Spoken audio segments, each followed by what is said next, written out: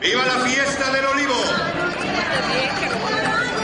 La Fiesta del Olivo, or the Olive Festival in Mora in the region of Castilla-La Mancha. It has been celebrated for over 70 years. It isn't just an industry, it's a way of life celebrated in fiestas and festivals like this one here.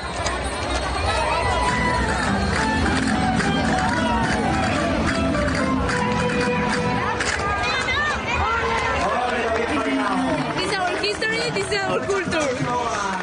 Olives are the soul of Spain. Olive oil is at the very heart of this region. Castilla-La Mancha produced over 90,000 tons last year. The industry connects many of the small towns around here and is the lifeblood of the community. Not far from the fiesta is a name familiar with the locals, García de la Cruz. The family has been producing olive oil for over 6 generations. These olive trees are around 200 years old, and the García de la Cruz family business has survived a civil war, financial crises, and 2 pandemics.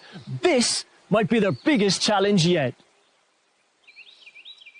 The family business is now run by 2 brothers who have invested heavily in exports to the United States, which they believe will soon be the world's biggest consumer of olive oil. But that is now threatened by US administration tariffs. One of them, CEO Eusebio García de la Cruz Pascual, has even moved to the United States with his family to manage their growing presence there. We are selling to the US maybe between 30–40% our total exports.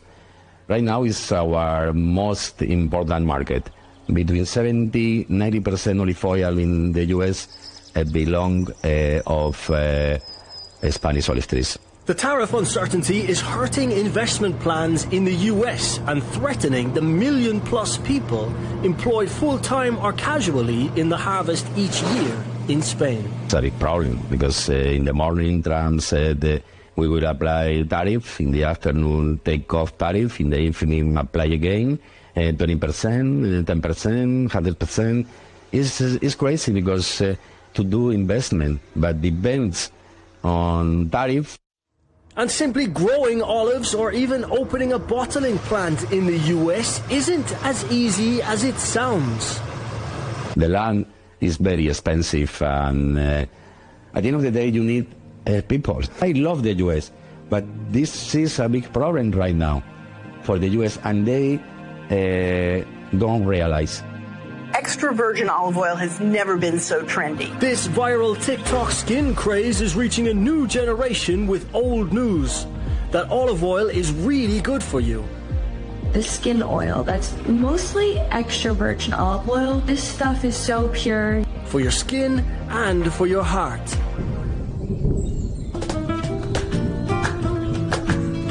The industry is growing in other ways too. This is La Almazara, the world's first ever signature olive oil mill, museum and cultural centre. A giant work of oxidized steel surrealism designed by architect Philippe Starck. You'll find it in Ronda, Malaga, and the building pays homage to 3 Malagan icons, the bull, Picasso and olives. It opened in 2024 after a near $30 million investment. Oleotourism or olive oil tourism is on the rise, and we're here with Lucia Gonzalez from La Almazara to try some olive oil today. Okay, so all of these olive oil that we are going to try are made here in Andalusia region, so let's try some. Flavors are different, aren't they? Exactly. Maybe you feel one of them with more intensity than the other. Not far from La Almazara, you'll find the world's largest producer of olive oil, a cooperative called D Co-op. They represent small farmers from across Spain, and their power comes from their collective bargaining. Their industry has faced similar threats back in 2019. US administration tariffs specifically targeted Spanish olive oil.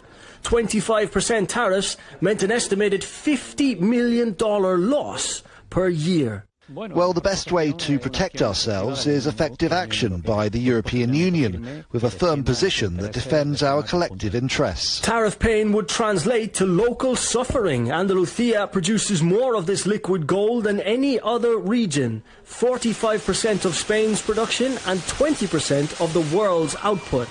That's more than all of Italy. Benito Avilés farms the olive plantations belonging to his family for generations nearby. These days, olives and olive oil are pretty much the only thing keeping our local rural towns alive. Tariffs would mean job losses, people losing their livelihoods in the harvest, in the fields and in the factories. Honestly, it's something I don't even want to think about. We have to try and stay positive. It's impossible to overstate just how deep the culture of olives and olive oil runs through communities across Andalusia. Sculptor Diego Guerrero has been bringing old and used trees back to life for over 20 years in his workshop in the small village of Parauta, where he creates art from olive tree wood and roots. I rescue them and I give them a second life. Olive wood is a noble and durable wood to work with. It's versatile but also tough and resistant. 3,500-year-old Egyptian sculptures made with it appear intact even now. For Andalusia, it's vital. It's part of our history, part of who we are. Tariffs are a real threat, but Spain's olive culture is deeply rooted and just as resilient. Ken Browne, CGTN, Spain.